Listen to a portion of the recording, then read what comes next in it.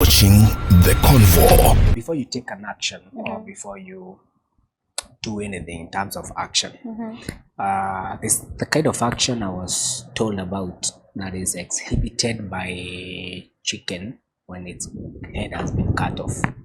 Okay, interesting. Do you know that kind of action? Tell me about it. You know, when we were growing up, we used to slaughter the chicken, and we were told you have to hold it very tight. If you cut the head and you've not held it tight, it would still fly away and go, and you will not Without enjoy the meal. head? Yes. Okay. So that's the story that was coming up. So we would really hold it, and sometimes when you've not held it tightly, Yes. it has so much movements, jumping up and down, flapping the wings and all that stuff. I've seen that before. Yes, but me and you know that that kind of action, no matter how much it is, doesn't get the chicken anywhere. True. And that's the kind of action we want to discourage you from. Yes. That's why we want to discuss action now. But before that, Frida, it's good that we highlight the aspect of goals. I don't know whether you ever set goals for your life, or do you set goals for your life to begin there?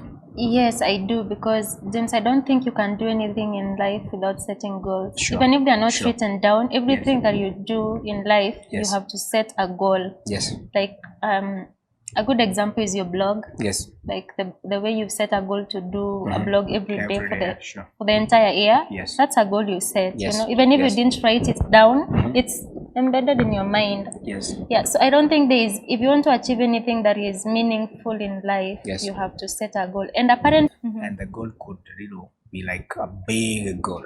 And sometimes when you look at it, it may overwhelm you. Yeah. Because it looks so big, you even don't know where to start. Yeah. And so one thing I've learned is that when you have a big goal, you need to break it down into smaller bits, sizes. Exactly. That you're able to take action on. Yes. Absolutely. Yes. You know, like the chocolate, you like the chocolate. You know, the chocolate is a big bar, but it's broken down into pieces so that you can enjoy one bit by bit. Yeah. Exactly. That's what we talk about goals. And when you have a big goal, you need to break it down into smaller, actionable steps that you can act on easily without feeling overwhelmed. With the time, this small action, Frida, will build up to something that you never thought you would achieve. Yeah, sure. Yes. Wow. So, talk about being deliberate. Being deliberate. Yes.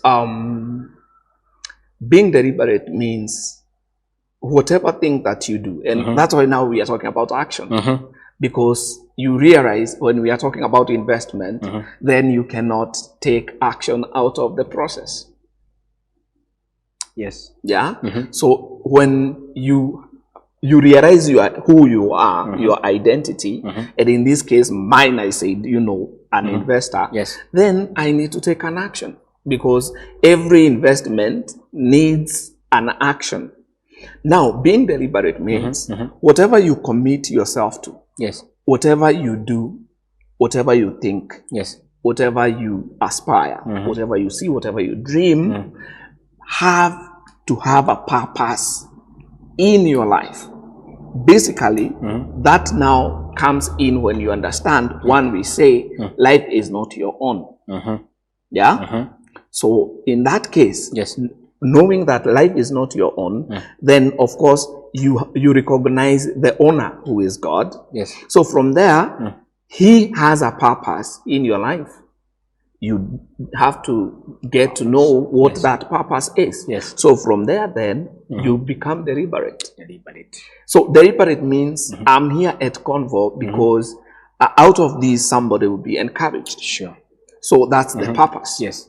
So I am deliberate. Yeah. That's why I didn't go outside there. Yes. I'm not outside, I'm here. Yes. Because maybe outside there nobody would listen to me. Definitely, but when I come to Convo, then I know I can reach out to people. So that's being deliberate. Yes. Being deliberate, and so that every single thing that you decide or act on or you plan to do, yes, has an end. You have to have an end. Yes, What is it that yes. you want to do? That's if true. you come here at Convo, what is it that you want to see Exactly. at the end of the day? Exactly. To encourage a person. Exactly. And looking at God himself, you can be able to define a very clear, what scholars like you and Dr. Frida will call trajectory. Yes. God creates man deliberately for him to have his image and have dominion. Yes.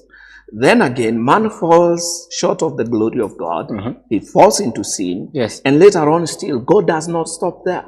He still comes for man because his main agenda, his vision, Yes. or his whatever he created man for, have to fall into place. Yes. Yes. So in exchange, he invests again. And oh man. He invests his own Yes. son. Yes. Yeah. Yes. And gave his life for us. The same man who was created, and the same man who really, David asked, "Who is man?" Yes. As in, who is man? Yes. Yes. For you to think about him. So God is very, very deliberate about Very it. deliberate. Very deliberate. And in as much as we will talk, is because of the love of man. Of course, that is very true. Yes. That's why he's giving his best. But also, don't forget, it's because of the beginning. His purpose. He was very deliberate why he was creating man. Wow. So God did not just wake up one day akasikia ameboeka.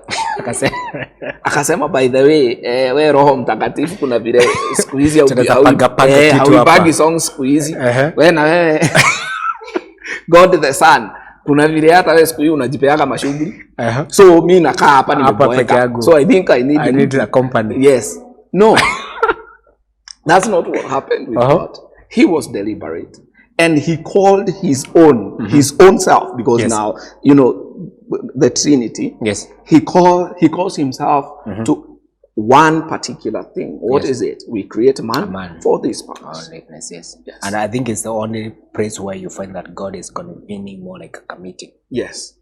Like we need, so it's something that God even himself had thought about. Of course, yes. Being deliberate. Wow. Being deliberate. That's huge. That is Encouraging conversation that matter.